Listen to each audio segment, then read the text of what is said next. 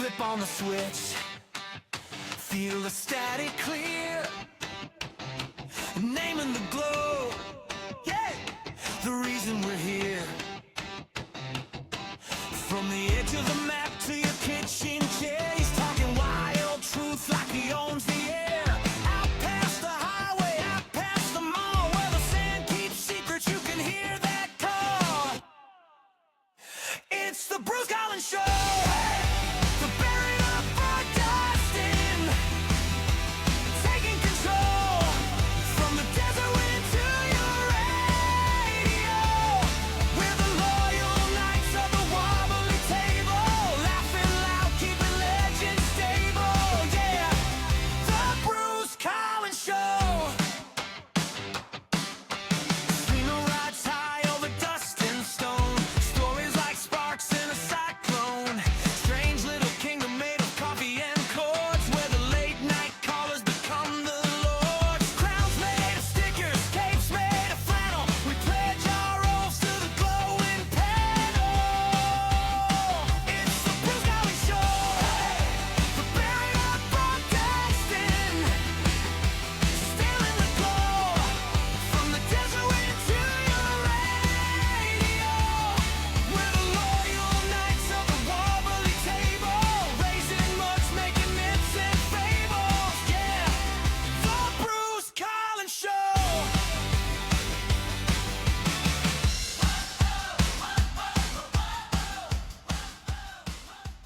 Welcome back to the Bruce Collins Show. Our guest later tonight is Bruce Torres, who has written a new book. He has been doing a lot of interviews, including one for Coast to Coast AM, and I think the conversation is going to be very special. You can join the Bruce Collins Show on our Facebook page. Just go to Facebook and join us there at the Bruce Collins Show Facebook page. And now let me introduce you to my co-host, Chad Miles, and also Christopher Cartwright. How are you two gentlemen doing? Doing great, Bruce. Rock and roll. Chad? Yeah. Who is that? Oh, Christopher couldn't make it tonight, so he got a replacement. If it ain't loud, it ain't honest. Okay, excuse me, what's your name? My name's Iggy Naramis. You've heard of me, right? Iggy Naramis and the Rabid Parking Meters. They're a punk rock band, Bruce. Okay, and he's on our show because? Normal is just a rebellion that gave up. Yeah, I'm sure Christopher will be back soon, Bruce. Are we meeting at the right time to do the show? Yeah, 7 o'clock. Is it, though? Didn't we just have daylight savings time? That's right, we did. My watch, is automatically an hour slow. Turn it up until the neighbors call the authority. Why is your watch an hour slow? Because I anticipated daylight savings time was coming up before it happened. Did we spring forward? At 2 a.m., I didn't spring at all. I was sleeping. I think I adjusted my watch the night before. But it was already an hour behind. That's right, it was. Revolution starts after sound check. So now you're 2 hours early? No, I'm 1 hour early because the time actually did go back an hour. Turn the chaos up to 11. Okay, this is confusing. So it's 6 o'clock.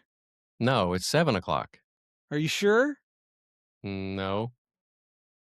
Punk rock is just common sense played louder. Maybe it will be okay if our listeners' watches are an hour ahead of mine. How would that help? Well, if their watches are wrong, they won't notice ours is wrong. Have you done your taxes yet? If the establishment likes it, I already hate it. Yes, but it was a mess going to my tax preparer. How so? I knew it was bad when he looked at my paperwork and he grabbed a second calculator from his desk. Oh, that's bad. Yeah, and there was a line item charge on the bill that said emotional distress. Hey, do you think I can get that compensation? If the system ain't broke, hit it with a guitar. The good news is I don't owe anything. Oh, that's great. The bad news is I don't own anything. Stay loud, stay weird, and never trust a quiet bass player. What's that? I think he said we've reached the part of the show where journalistic standards take a brief vacation. It's time for the Chad Miles Report with the dumbest news of the week. Break the rules, I remix them.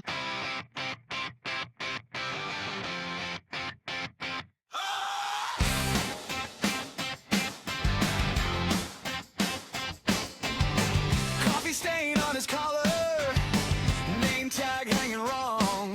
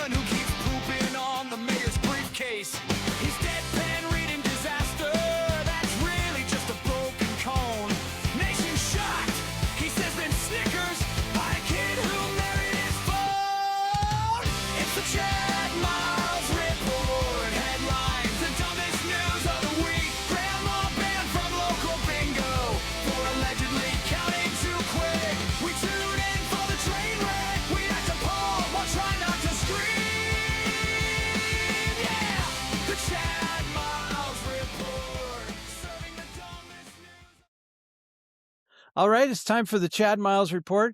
And during the intro, I was able to lock Iggy Naramis out of the studio, thank goodness. All at the same time, Christopher Cartwright was able to crawl in through an open window. Another thank goodness. What a fortuitous series of events. Take it away, Chad. Article number 1. Tommy Lynch, age 42, of Derbyshire, England, went to the hospital after waking up with blue skin, People magazine reported on March 10th.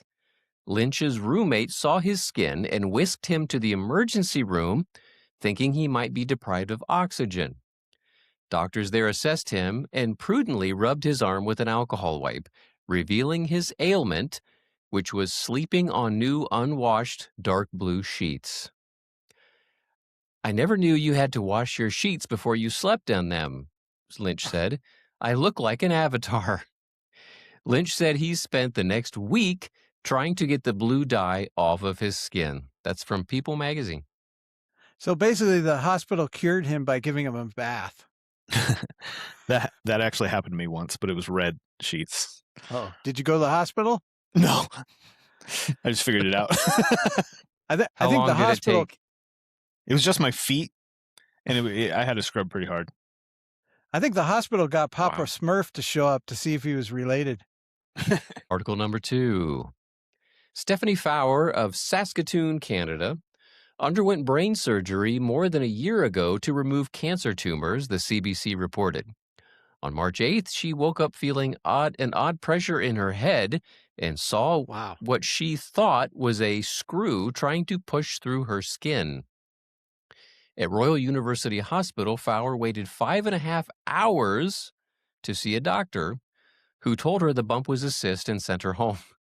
Can you imagine waiting 5.5 hours A metal cyst. for a misdiagnosis? Yeah. He wasn't even looking at it, she said. He was just telling me it wasn't what I was seeing.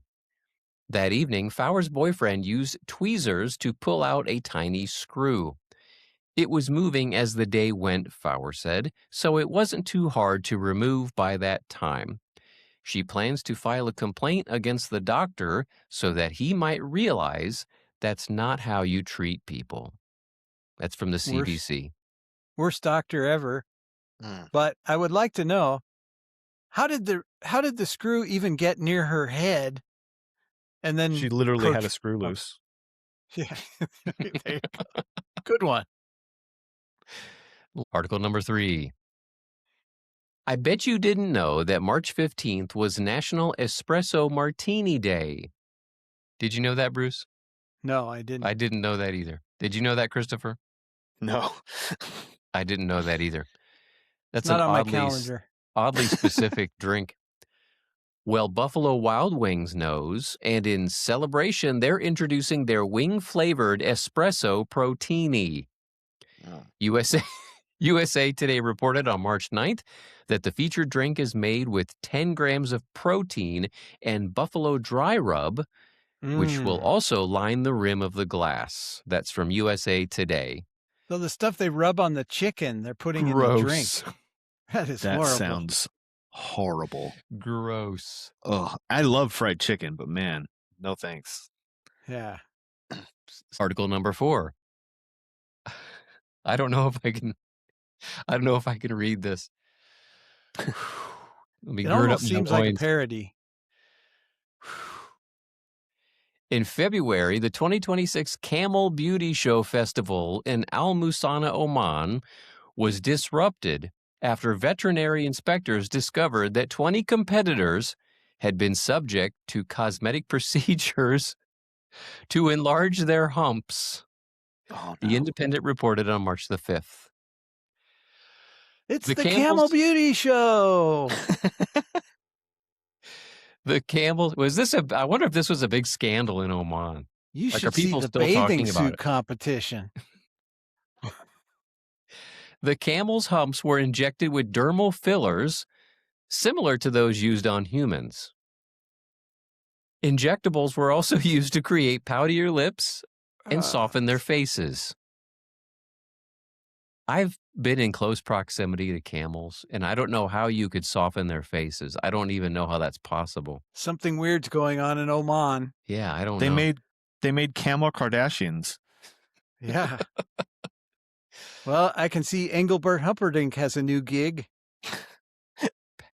Patty.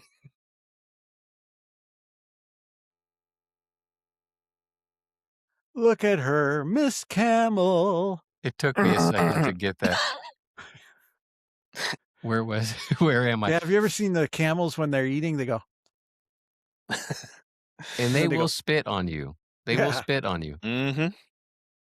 Festival officials said they would impose strict penalties on manipulators. Camels are judged on coat, neck, head, and humps. That's from The Independent. Every person from Oman now who looks at a camel, they're now going to say, I think they're fake.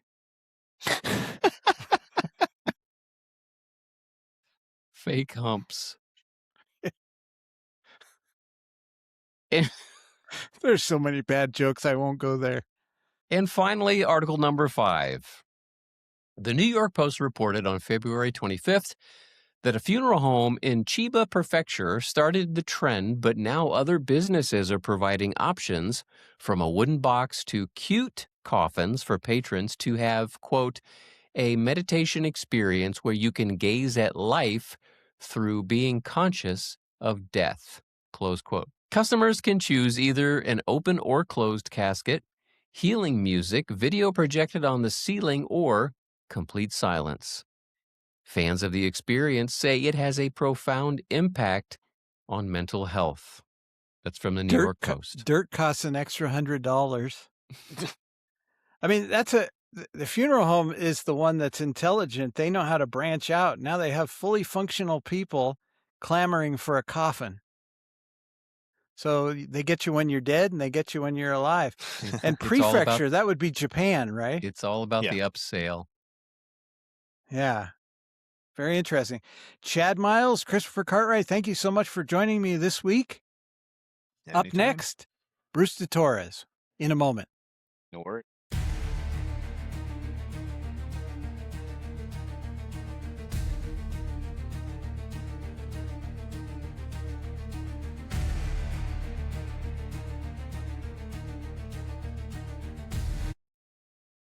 Our guest tonight is Bruce de Torres. Bruce de Torres is an author, researcher, and public speaker known for his work examining the historical record surrounding the assassination of President John F. Kennedy. Bruce is also the director of communications for the American Small Business League. In addition, he is the author of the book God, School, 9/11, and JFK, The Lies That Are Killing Us and the Truth That Sets Us Free. If you're watching this program, you can see the cover right now. And this book explores several controversial topics in American history and politics, including the assassination of President Kennedy. And I would assume, of course, 9/11, since I can read covers. Bruce de Torres, welcome to the Bruce Collins Show. Thank you, Bruce. It's great to be here. Nice to meet you. It's great to have you on. And of course, I commend you for your first name. You obviously had very intelligent parents. Yeah, obviously. So, Bruce, tell us about the American Small Business League first. What's the mission there? It's to expose the diversion of billions of dollars of federal contracts every year to big businesses that are supposed to go to small businesses that are counted as small business contracts to meet the goal that 23% of all federal contract dollars every year, Bruce, are supposed to go to small businesses. Every year we're told that it has. And unfortunately, it's a misrepresentation. Legitimate small businesses probably get as little as 3 or 4% of those contract dollars, depriving the economy of the creation of millions of new jobs that would raise the whole economy. We've been exposing this for decades. We need to know about another, quote, scandal, like we need a hole in the head, but it is what it is, and we're trying to raise awareness of that, get new legislation passed, get the SBA really examined and tightened up and cleaned up. The SBA is responsible for making sure that all federal agencies meet their small business contracting goal, and we're being ripped off to the tune of billions of dollars every year. Amazing. So tell us about this project, the Don't Cheat Women Project. My pleasure. Inside of that 23% that are supposed to go to small businesses, 5% of all federal contract dollars of the federal budget, federal government's procurement budget every year, which is around $800 billion or much more, depending how it's added up. There's great variance in that, but of that, 5% is supposed to go to women-owned small businesses. Okay, it's never met. That amount is rarely met, and in reality, women-owned businesses probably get less than 1% of those contract dollars. And here's our project, don'tcheatwomen.com. We're asking Congress to raise from 5% to 15% those dollars that should go to women-owned small businesses, primarily because women own 40% of all businesses in the United States, and they sell what the government buys. We believe it's a violation of civil rights law that more than 95% of all federal contract dollars, Bruce, go to companies owned by men when women own 40% of all businesses in the United States, and they sell what the government buys. And at our site, you see the tremendous benefits, not only rectifying just that flat out unfairness or inequality or discrimination, really. We show how men earn and save more than women, which allows them to dominate in politics. Here's how. Men donate more to campaigns, so they've got more influence with the winners. But it's also easier for men to run for and win office. 75% of all seats in the House, the Senate, all state legislatures, every president's cabinet are held by men. Almost that many governor chairs. 90% of party leadership and committee chair positions are held by men. We need the wisdom of the whole human race in the council of government. Women are not political equals because they're not economic equals yet. They're doing better on many fronts, graduating with higher degrees, I believe, starting more businesses than men. But by steering a more fair portion, is 15% even fair when they own 40% of all businesses? But if we could get it up to that, everything that helps women become economically empowered and more equal allows them to compete, to earn seats in legislatures and presidents' cabinets and high executive position. It's 2026. So that's what, and also at that site, don'tcheatwomen.com, all these arguments are laid out very clearly. And there's a page called What You Can Do. And we have a nice letter that describes all this that one can swipe. And we've got all the links where you can find your representative. You can find both senators. You can send it to the White House. You can send it to Kelly Loeffler, the administrator at the SBA, and say, hey, fix this, please. Thank you. Mm-hmm. Again, don'tcheatwomen.com. And also your website is brucedetores.com, Torres. That's Bruce DeTorres. Now, Bruce, just in hearing that, I bet the average person would think that your organization would appeal more to liberals because of the whole, let's give equal opportunity to women. Would that be true, or is that false?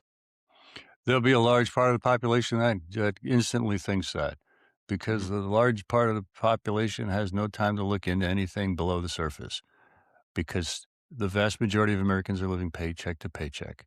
So we see headlines, we see a website URL, you hear the first 7 seconds of our conversation, got it, move on. I got to get the kids to school. I have to try to make rent.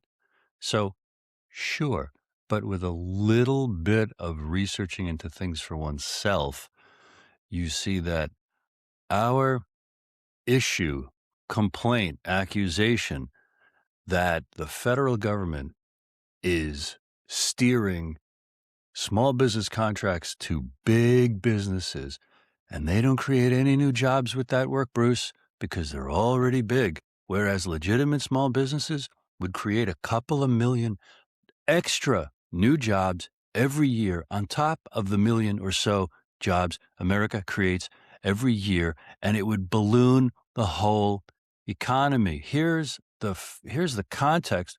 Maybe I should have said first thing. We are up and down, through and through, nothing but a small business nation. 99.9% of all businesses in America are small businesses with less than 500 employees, which is the government's general definition of a small business. We think that's too big because 98% of all businesses, Bruce, have less than 100 employees. 27 million or so of the 36 million small businesses have no employees. It's just the owner. And yet, the Department of Commerce, which serves the Fortune 500 and giant corporations that are the 0.1% of all businesses, has a budget of like $10 billion. And that just represents all the ways Congress and the agencies serves and steers their business and their attention and their devotion to the 36,000 companies that are big businesses, and ignores and deprives the 36 million that are small businesses. The SBA supposedly defends the interests of small businesses. Its budget got cut last year. It's not even $1 billion. It's like $600,000. The staff got cut. It's accused of mismanaging loans.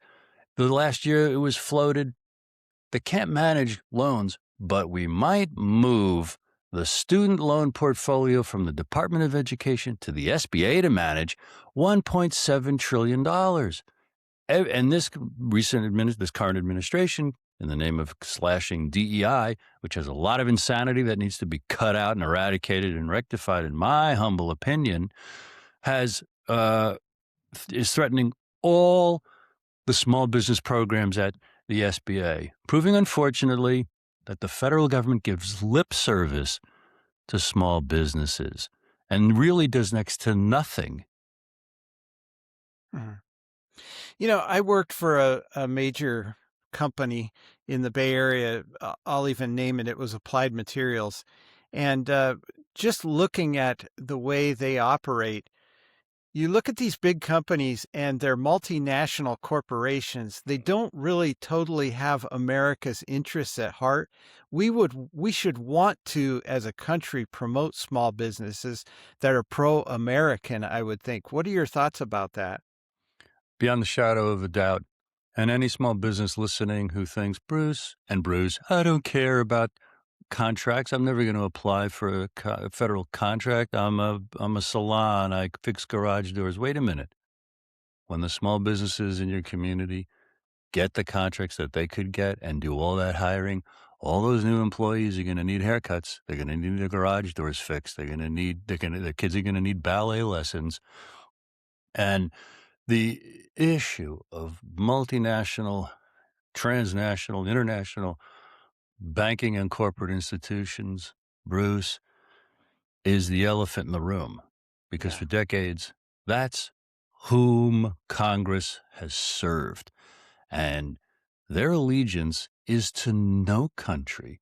And that's why we've seen for 40, 50 years globalization, which is now being hotly debated because there's a great case to be made that the Trump administration is doing things to bring sovereignty and power back to the United States and our businesses and our institutions. Unfortunately, there's a great case to be made that the administration is aiding and abetting and empowering huge corporations that have no allegiance to the United States or any one particular nation.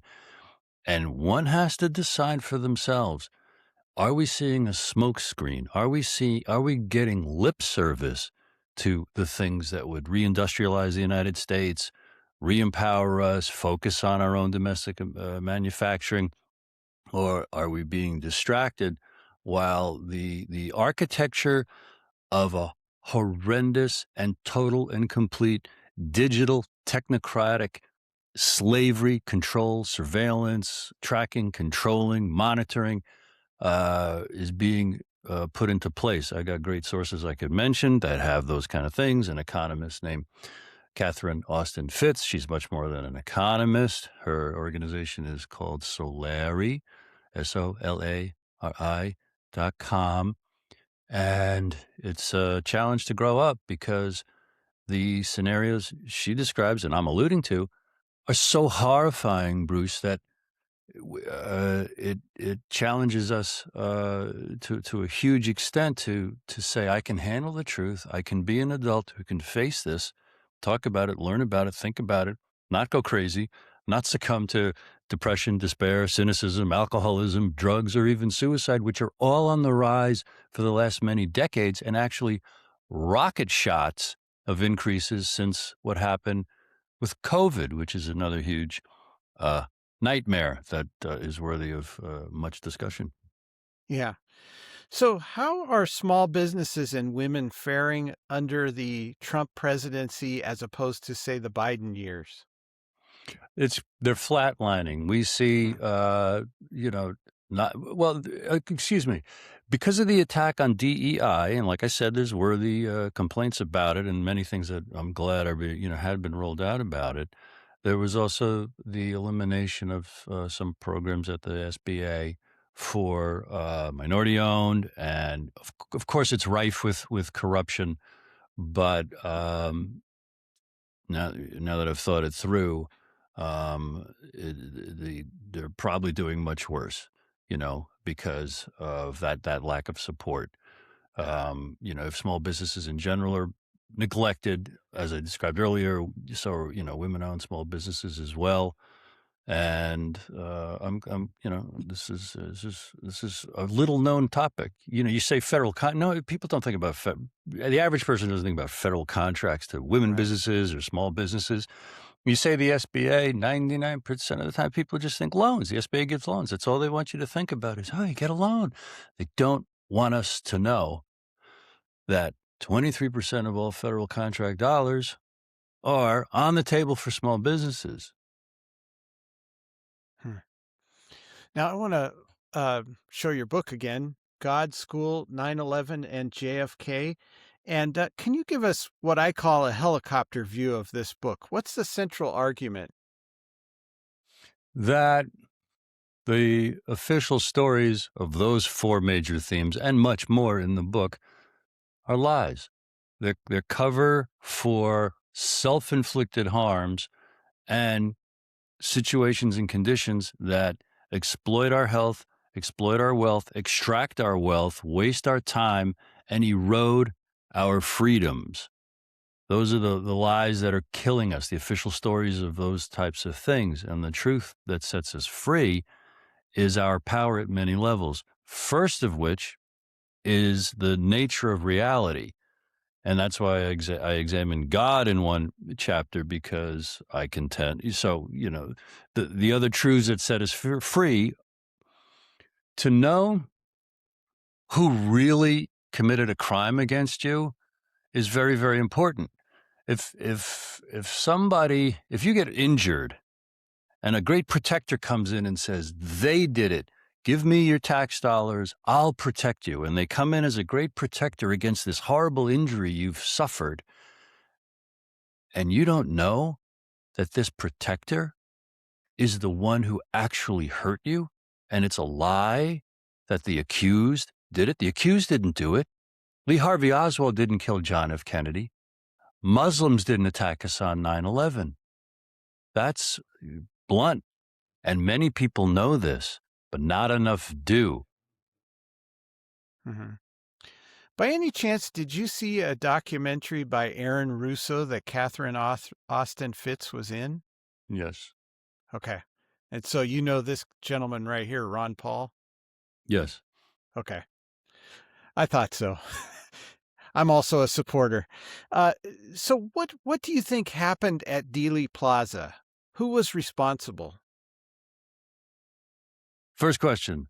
What happened? President Kennedy was assassinated in a crossfire that had been arranged for quite some time. That's what happened in Dealey Plaza. The deep state. It's even above and deeper than the deep state. It's at this secret society level that goes back generations. Dealey Plaza is in reality an outdoor Masonic temple. President Kennedy was killed in a public ritual sacrifice, not only to eliminate him as president, so the policies under the Johnson administration could come flooding into the world, but equally as important, Bruce, unfortunately, was the punch to the gut, the psychic destruction of having this beloved father figure of a president, the ruler of your nation, slaughtered in broad daylight in front of hundreds of witnesses. Many people, myself included, are convinced we have not recovered. That's where the United States went off the cliff. And the psychic damage is deep in our DNA, it's in our cells, it's in our bones, it's handed down to generation after generation. And folks who were conscious and adults at the time have said this since 1963. The country's never been the same. I see it as the mortal wound to the body, heart, and soul of America. If America is a 3-act story, the assassination of President Kennedy was the climax at the end of Act 2 that threw America, the story of America, into its last act. And America ended with 9/11 and the Department of Homeland Security and the USA Patriot Act. Because since those things, we don't live under the Constitution anymore. Therefore, we are not America. We are not Americans because we don't live under the Constitution. And the bullet to the head of America happened in Dealey Plaza. That's what happened in Dealey Plaza. Who did it?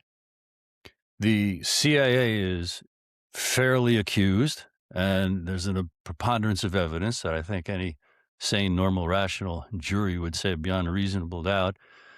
These guys and these elements and these forces and these moves by the CIA certainly were involved, but there was complicity with the FBI. Hoover knew about it. Many folks in many high positions in the FBI knew it was coming, probably aided and abetted, certainly instantly in the cover-up, as of the minute that it happened, the things that they did. The Secret Service was also compromised and stood down and did many, many strange things that they had never done before and have covered it up ever since.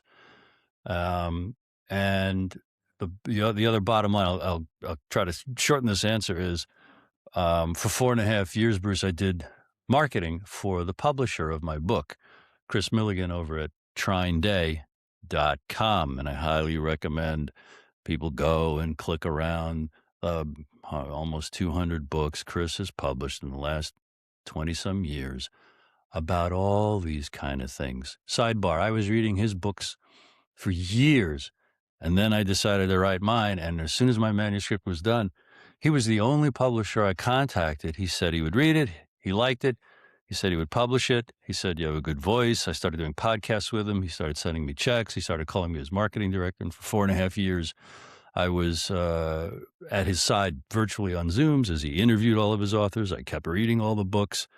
And so if anything I'm saying is, sounds extreme or absurd, I'm sorry. I've read the books. I've listened. I've talked to the authors, and it's and we're not the only resource. There's dozens and dozens of podcasts like yours who are trying to lift the hood and get to the truth of the things.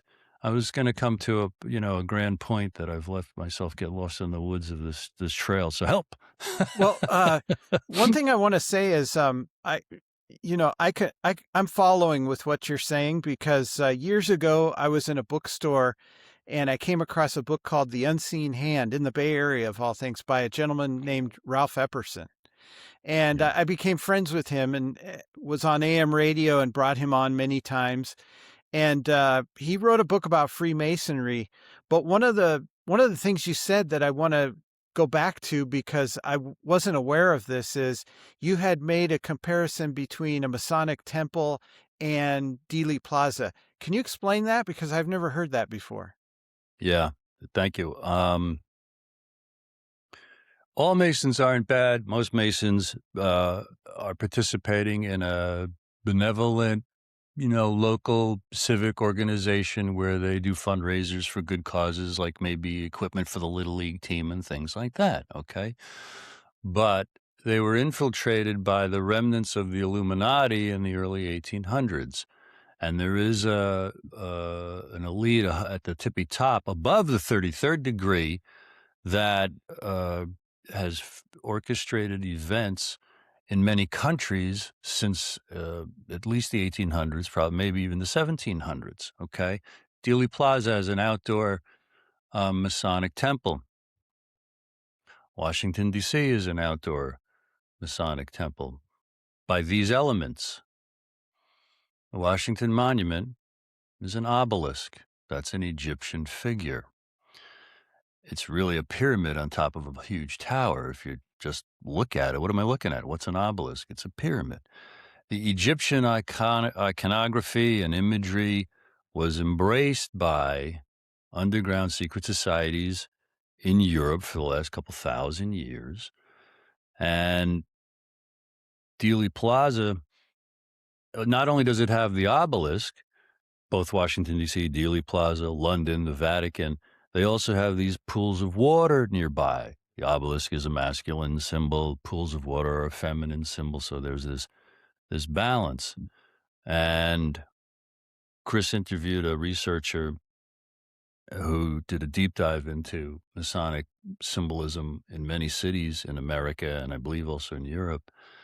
And he shows the angle of Elm Street right there on the stretch where Kennedy took the bullets is, I believe, precisely 33 degrees from the base orientation. And there's other things that are beyond coincidence. And then he spent a half hour showing in his presentation the same thing around the streets of New Orleans related to where Guy Bannister's office was and where Lee Harvey Oswald was and other things. And what does that prove?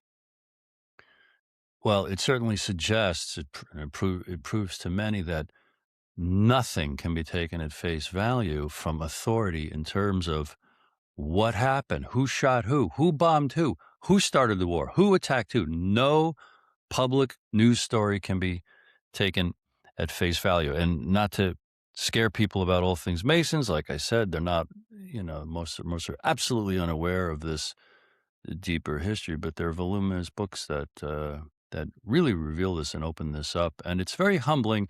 And that's why we are kicked back to our core inner resources, Bruce, and it really has to do with our belief or hope of the nature of reality. And if it's spiritual, how to leverage, how is that a good thing? And it's got to do with love, and it's got to do with our thoughts and intentions. It's got to do with energy. It's got to do with understanding what consciousness is.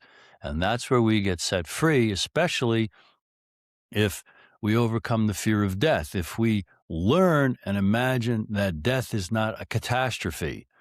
Okay, so I just shot to the end to give us a chance to talk about some hopeful things in the face of all these nightmares. Yeah.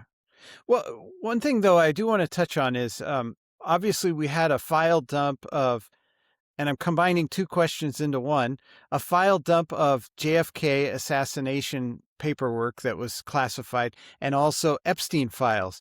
My overall question about that is, did these things become more clearer or are they now more obscure? What do you think of that? It depends how you want to look at it. They're certainly more clear as you take all those jigsaw puzzle pieces and you put them on top of, what's come out in the last 60 years and all the great books and documentaries. Like, oh no, the picture's a lot more clear about these things. But it's less clear to the extent that we're being almost fire hosed. Too many horrors to process. And there's a case to be made. That's an intentional psychological operation to traumatize us by the overwhelming depravity and evil, for instance, from the Epstein files, to make us shut down. And who are we? We are people, 90% of us went through public school, Bruce.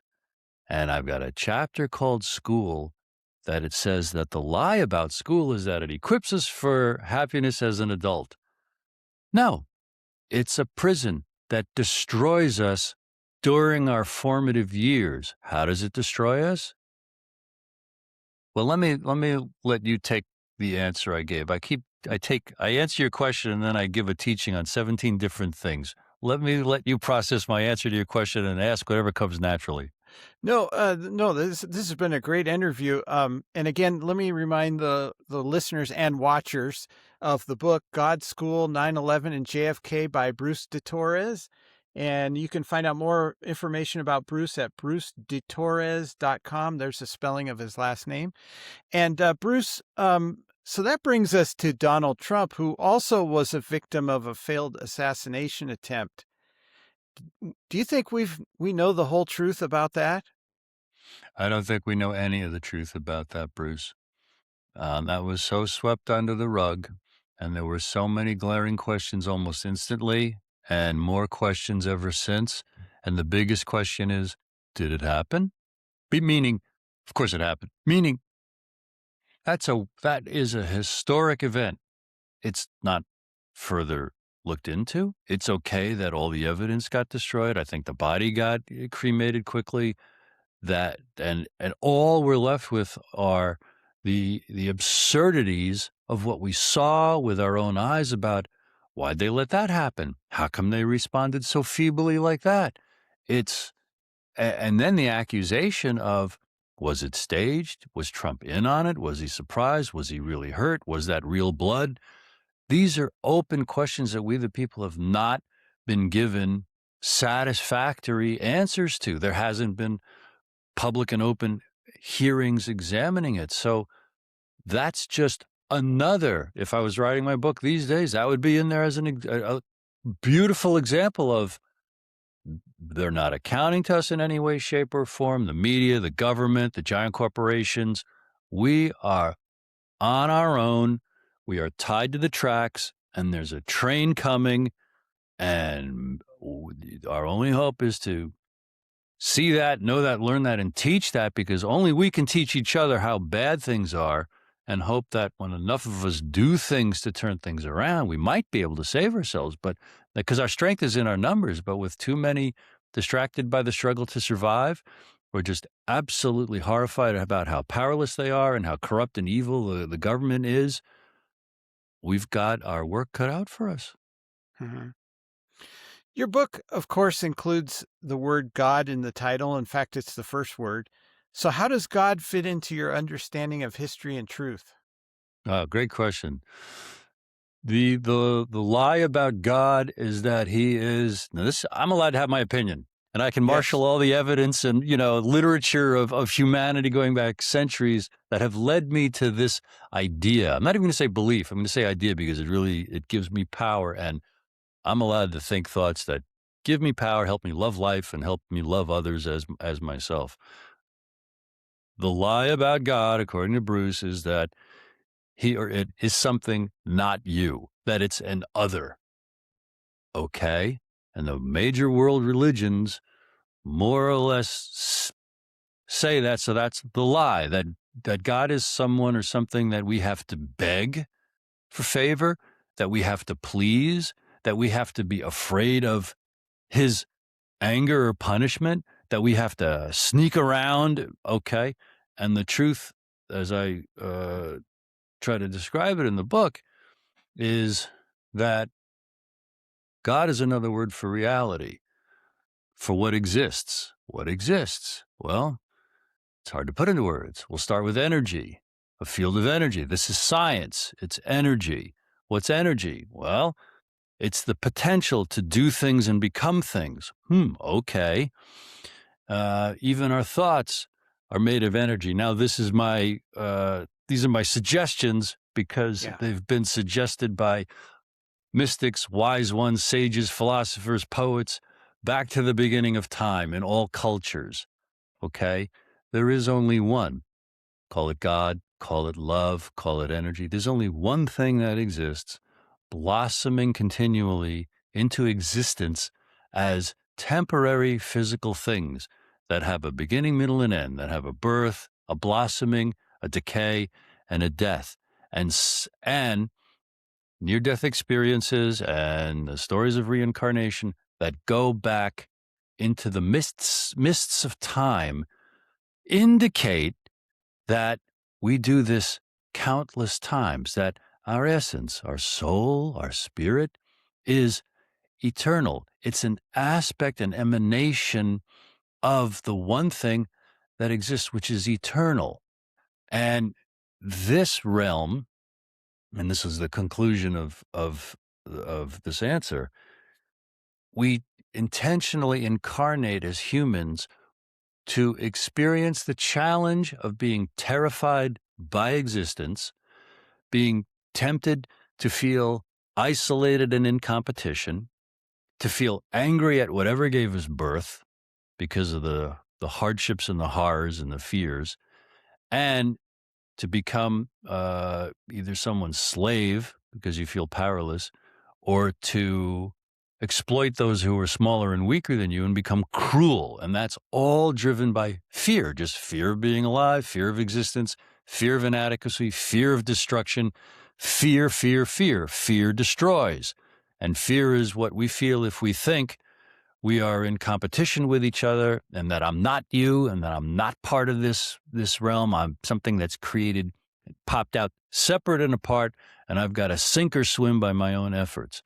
Versus all the poets, all the mystics, all the sages, all the philosophers, all the writers who say, and all the stories of near-death experiences and reincarnation that say, death is not your destruction. It's the end of this incarnation, but it's really just slipping back into reality. There's a YouTube channel, Bruce, called Anthony Chene Production. That last name is Chene. I've watched everything on that, and I regularly go back and watch another one. He just interviews. He doesn't even appear on camera. You only hear the subject tell their near-death experience. So the hope is all that is true. That when we pass, it's a painless slipping into a gigantic, indescribable experience of love and peace and happiness that they say feels much more real than this. And they don't want to come back here. And when they do come back, their mind is blown because this is so cramped. It's like wearing a shoe that's too tight. And often they have expanded, powers of intuition, but at least they know that was the real them, and it was all love. And practically how that helps us, Bruce, is to imagine that love creates, and the consciousness that you have seeing and hearing me is the same consciousness that I have seeing and hearing you, or that camera. There you are on my monitor. And that it explains Jesus's, golden rule, do unto others as you would have them do unto you, because in this model of reality being a seamless one, I do to you, I do to myself what I do to you, because what's really here is this one field of energy or love. You can call it God if you want. Yeah. So where we would agree and disagree is, I do believe Jesus was the Son of God. And so his quote, I am the way, the truth, and the life. And here's where we agree. I believe truth is good. And I believe lies coming from our government or large corporations or whoever it is evil. And that's pretty much the simplicity of our universe is there's good, there's evil, there's truth, and there's lies, and they all align in that fashion. So that's definitely where we would agree. Now, what's one historical truth you believe future generations will look back on and say, how did people not see this at the time? Or are things so hidden that they'll never see it? I would offer as a great example, there's probably others as equals, but the one that's just pounding in my head is the nonsense we agreed to do in the name of COVID-19, the worst of which was take what we were told was a vaccine when we had known for decades that it takes 7, 10, 12, 13 years to develop a vaccine for the sake of a free donut or free French fries or the threat, now you can go back to work. Now you can go into these stores. And in the most supposedly educated and well-informed countries of the world, because it happened in all countries of the world to greater or lesser degrees, it happened most in the most schooled and educated countries, which demonstrates how thoroughly indoctrinated and brainwashed and afraid to think for oneself so much of the populations were and still are. And the tsunami of wreckage, injuries, disabilities, and sudden deaths and continuing deaths and turbocharged, quickly spreading, developing deadly diseases that are raging through the populations, Bruce, as a result of the COVID shots, is the asteroid that has already hit the planet. We've already hit the iceberg, because the wreckage and the destruction to women's reproduction, to birth rates all over the country, all over the world, rather, in the wake of the COVID shots, we've already turned the corner to depopulate the planet per the agenda of the insane lunatics at the tippy top, because power, I believe, and so do many, makes people mad. It's unnatural for humans to have power over others, which is the complete antithesis way of living that Jesus represented of let's love each other and all try to get along. But that's a great example of, if there are future generations, Bruce, they might look back and just say, wow, I hope I'm never that gullible. Yeah. Again, just a reminder, this is the book. It's an excellent book, God's School, 9/11 and JFK, Bruce de Torres, and I hope everyone gets a copy out there. I have one last question and a story before that. Years ago, I interviewed a gentleman by the name of Terry Irving, and he was the producer for Ted Koppel's Nightline. And he was trying to tell me that the news media was unbiased, basically. And my point was, yeah, but if I turn on CNN and I see Anderson Cooper or Don Lemon, I know what their political party is, right? And he said, yeah, he goes, I wish news media wouldn't really do that. But then another example I gave him was, at that time, which was probably 12 years ago, there was a story about a basketball owner in Southern California. And I can't remember which team, if it was the Lakers or the Clippers, I don't remember. But he used the N-word, which is a horrible thing. And the guy, should be put to shame for saying that.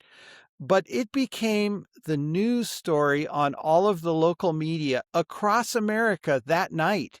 So each local station led with that story.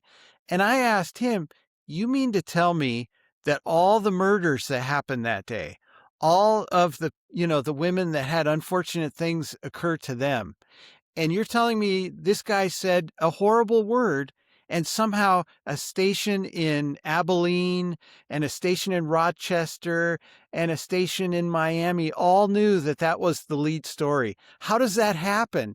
And he said, yeah, I really need to write a paper about that someday, because, it's really just a coincidence sort of a thing. And that just shows how much propaganda there is in the media. So my last question to you is, what advice would you give someone who wants to research history independently and responsibly? First, it's to get started. Second, it's to read books, fall in love with reading, and it's to read as much as you can about something that you're interested in.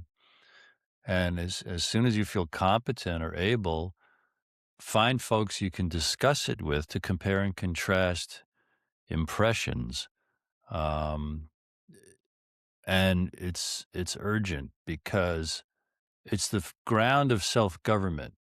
It's the ground of discovering and handling for the first time the power and the potential, glimpsing the power and the potential of America and our ideals, and how the Constitution and the Bill of Rights could let us do things to cleanse our institutions of the corruption and the corrupt people, and try to protect ourselves, try to improve the quality of our lives, try to create conditions that make it exciting to have children and have future generations.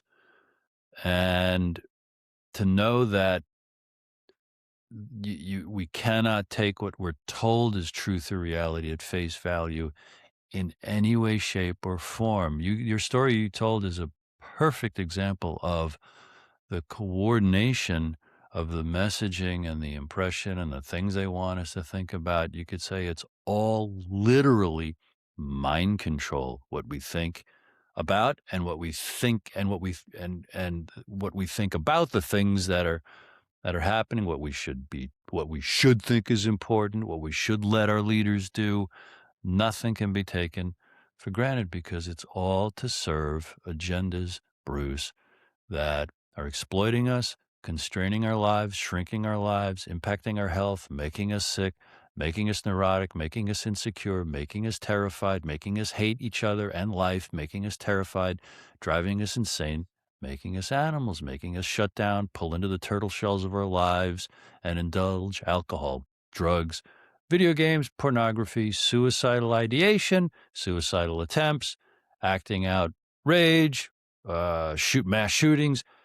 Everything follows know thyself. Why do I think what I think? What would I like to think? How does helping others calm down and be happy help me calm down and be happy? All great things come from wanting to know. Now, history. Okay. Also, tangibly, boy, I can take your questions and run with them. Can I, Bruce? When it comes to history, a great tangible resource is the publisher of my book, Trineday.com, Trineday. Go to that site and just find the tab for the podcasts. 180 some episodes, each around a half hour long, interviews with all these different kinds of authors. Pick a title that you like, a topic that you like, and just let that, it's an unbelievable curriculum about these kind of things. But as you fill up with these nightmares, always pay attention to its effect on you, because it could drive you nuts with despair. And the antidote to that is to reach out to Bruce here, or reach out to me, or reach out to anybody to talk about these things, because once you find others who know this kind of stuff, you'll overcome the fear of being called a conspiracy theory, and you'll also get the reassurance when anyone else knows and sees things the way we do. I'm not crazy. Okay, I can be comfortable on this planet and in my own skin for the duration of my 70, 80 years, whatever I get. Yeah. Again, we've been speaking with Bruce de Torres. He's the Director of Communications for the American Small Business League.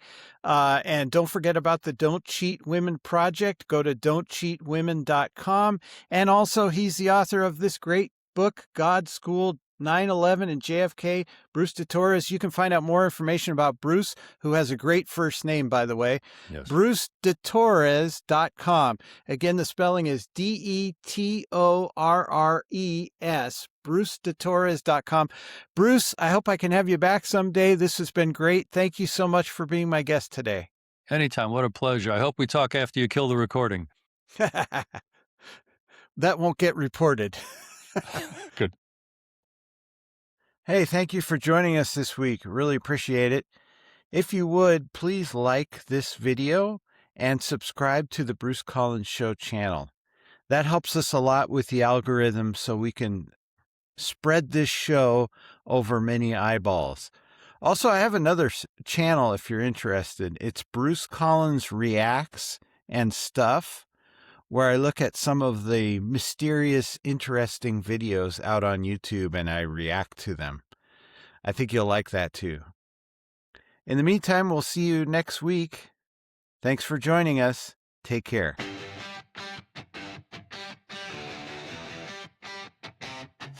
on the switch. Feel the static clear. Naming the glow. Yeah, the reason we're here. From the edge of the map to your kitchen chair, he's talking wild truth like he owns the air. Out past the highway, out past the mall, where the sand keeps secrets, you can hear that call. It's the Bruce Collins Show. The buried up broadcasting, taking control from the desert wind to your radio. We're the loyal knights of the wobbly table, laughing loud, keeping legends stable. Yeah, the Bruce Collins Show. Funeral rides high over dust and stone, stories like sparks in a cyclone. Strange little kingdom made of coffee and chords, where the late night callers become the lords. Crowns made of stickers, capes made of flannel. We pledge our oaths to the glowing panel. It's the Bruce Collins Show. The buried up broadcasting, stealing the glow from the desert wind to your radio. We're the loyal knights of the wobbly table, raising mugs, making myths and fables. Yeah, the Bruce Collins Show.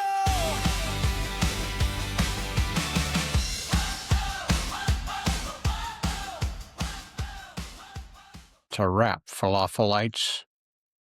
This has been a Bad Yodeler production. Good night.